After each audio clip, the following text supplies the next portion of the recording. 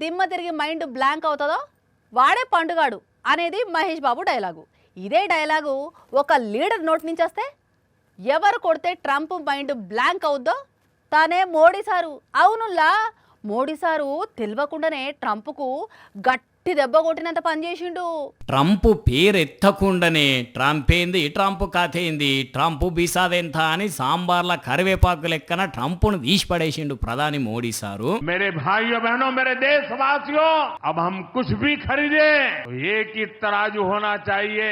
हम उन चीजों को खरीदेंगे जिसे बनाने में किसी न किसी भारतीय का पसीना बहा है. ఇన్నారు కదా, స్వదేశీ వస్తువులే వాడాలి అని పిలుపునిచ్చి రాబోయే రోజుల్లో ప్రపంచంలోనే మూడో అతిపెద్ద ఆర్థిక వ్యవస్థగా మారబోతుంది భారతదేశం అని చెప్పిండు మోడీ సారు.